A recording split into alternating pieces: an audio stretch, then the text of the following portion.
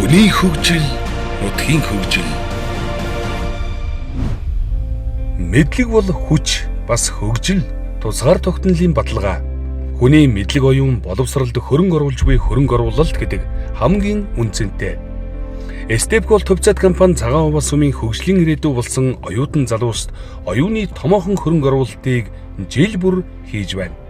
Намайг Ганбатын халуун цэцэг гэдэг би Дорнод аймгийн цагаан овоо сумаас 2 жилийн өмнө Монголын үндэсний их сургуульд элсэн суралцсан.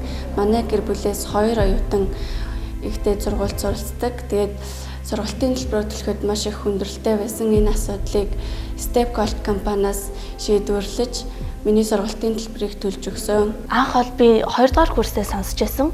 Тэгээ 2 дугаар курст энэхүү бас тэтгэлэгт хамрагдсан. Үүндээ маш их сэтгэл хангалуун байгаа. Энэ жил бас хамрагдсан. Тэгээд мэдээч хэрэг маш их надад урам өгсөн лөө нэг талаараа.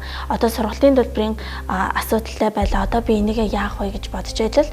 Ингээд сумаас Stepcol оюутнуудын төлбөрийг даах юм байна гэдгийг сонсоод маш их баярлсан. Тэгээд шууд ерөөсөө хүсэлтээ явуулаад ээж аавд одоо энийг маань хөөцөлдөд байгаа гэж хэлсэн.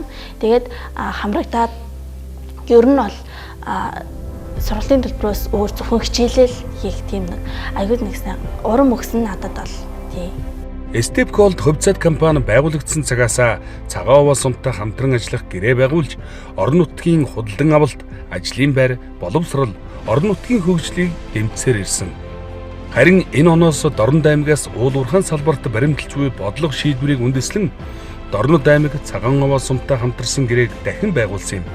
Тус гэрээ аймагтай томоохон тооцогдох нэлээд өндөр дүнтэй гэрээ болсон ч Stepcol төвцөд компани дээрх гэрээнээс гадна цагаан овоо сумын ирээдүй болсон оюутан залууст үзүүлж буй оюуны хөрөнгө оруулалтанд зогсоохыг хүссэнгүй. Тус компани нийгмийн хариуцлага ухамсарлан цаашид оюутны тэтгэлэгт зориулан жил бүр 100 сая төгрөгийг цагаан овоо сумын оюутан залууст хөрөнгө оруулсаар байх ажээ. Эх орны хамгийн том баялаг бол боловсрал мэдлэгтэй залуус гэдгийг тус компани бодолцсон оюуны хөрөнгө оруулалтаа ийхүү үргэлжлүүлж байна. Дүүтэйгээ хоёулаа нодлон жилээс хамрагдсан байгаа хоёулаа. Энэ жил мөн дахиж хамрагдсандаа маш их баяртай байгаа. Мэдээж цаашлаа төгсөн төслөө хамрагдах юм бол бидний хувьд ч гэсэн ар гэрийн хувьд ч гэсэн санхүүгийн тал дээр бол маш их дэмжлэг олж өгөх байгаа. Тэгээд эх хичээлээс хамрагдахыг хүсэж байгаа. Хоёр оюутантай. Оюутан төлөөр 2 жил дараа хийгдээд бид нэр амьдрал их тус нэмэртэй байна да.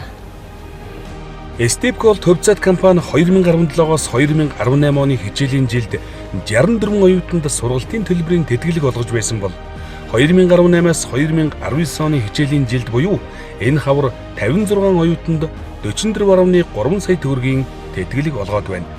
Тус компани оюутны тэтгэлгийг цагаан овоо сумын иргэдийн төлөөлөгчдийн хурлын шийдвэрийн дагуу сонгогдсон оюутнуудад олгодог. Өөрөөр хэлбэл сумын иргэд өөрсдөө ярилцаж хүрэх ёстой хүртэх учиртай гэр бүл эцэг их оюутан залуусыг сонгож оюуны хөрөнгө оруулалтаа хийдэг гэсэн үг. Энэ жилээс цагаан овоо сумынхан оюутны тэтгэлэг олгох журмыг батлуулан ажиллаж байгаа юм.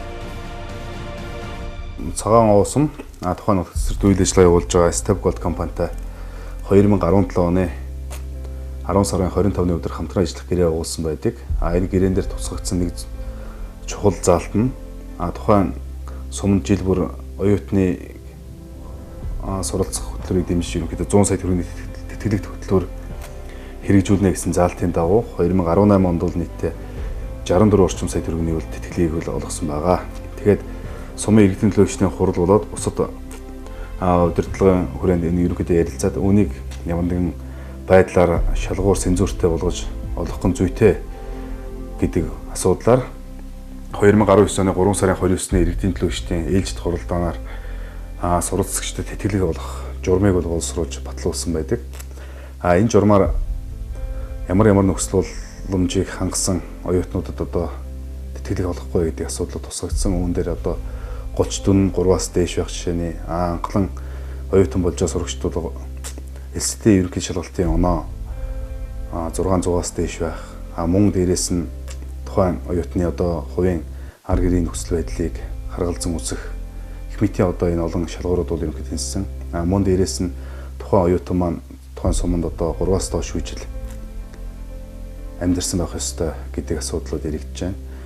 Тэгэхээр энэ тэтгэл хөтлөлөөр хамруулахын журмыг бол энэ цагаан уус сумын зүгээс бол оюутнуудаа тэгш хүртээмжтэй хамруулах үүднээс энэ 19 оны 8 сараас эхэлж оюутнуудаас шалгуур хансан материалуудыг ерөнхийдөө авч өн дээрээ судлаад үнэлт хийсний үүднээс ажлын хэсэг хуралчийн тухайн тэтгэл хөтлөлөөрт хамрагдах оюутнуудын шалгуултыг явуулна гэсэн ийм төлөвтэй ажиллаж байна. За энэ тэтгэлэг хамруулах журам дээр бас нэг заалт орсон.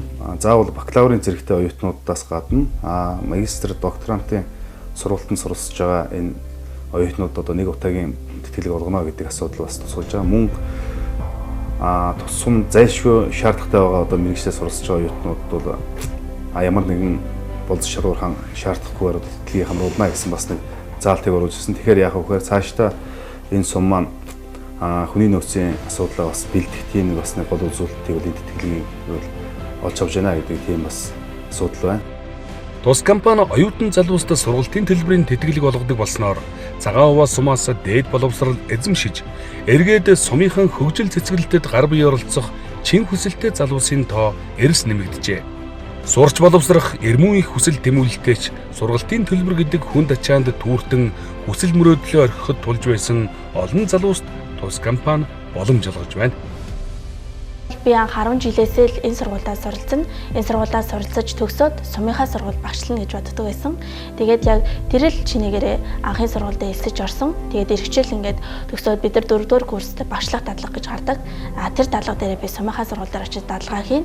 За тэгээд төгснөхийн дараа сумандаа сумандаа ер нь бол ажиллах зорилготой байгаа. Одоо энэ оюутнуудыг ингэж дэмжиж байгаа нь бол эргээд сургуулаа төгсөөд сумдаа ирж ажиллах одоо нэг боловсон хүчин болж эргэтэн тусдыг нэмэр болж байгаа юм болов уу гэж бодож байна. Магадгүй энэ сургалтын төлбөрийн асуудлаас олж сууж чадахгүй оюутнууд маш их байсан болвол Stepcol компаниас энэ асуудыг шийдвэрлэж өгснөөр тодорхой хэмжээний мөнгө санхүү гаргаж өгснөөр суралцах хүсэлтэй хүүхэд залуучууд маш их болсон байгаа. Жишээлбэл би явж байна л да. 100 сая төгрөг гэдэг бол бас бага мөнгө биш. Тэгэхээр энэ 100 сая төгрөгийг тухайн яг хэрэгцээтэй шаардлага хангасан оюутнуудад дэмжлэг болж байгаа тухайн хүний ирээдүйн амьдралын бас нэг том баталгааг бий болгож байна гэсэн тийм үзүүлэлтийг бас гаргаж ирж байгаамаа. Оюуны хөрөнгө оруулалт гэдэг бол маш том баялаг. Энэ том баялагийг биднэрт нээж өгж байгаа Stepcol компанийханд маш их баярлалаа гэж хэлмээр байна.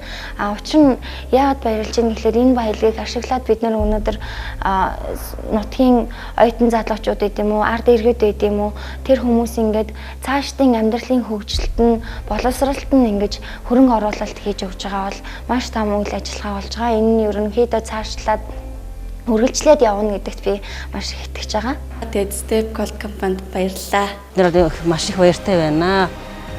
Stepcol компанид баярлалаа гэж хэлмээр байна. Stepcol хувьцаат компани олон залууст хүсэл мөрөөдөлтөд хүрэх гүүрэн болж цаашлаад цагаан уваа суманд ирж ажиллах чадварлаг боловсон хүчин мэргэжилтнүүдийг инхүү дэмжиж ажиллаж байна. Өөртөө эрдэм мэдлэг арга ухаан туршлага хуримтлуулж шаргуу сурч хөдөлмөрлөж буй оюутан залуус цагаан уваа сумын ирээдүйн цагийн хөгжил дэвшлийн түүчээ манлайлагч, удирдагч болох цаг ойрхон байна. Хүний хөгжил, нутгийн хөгжил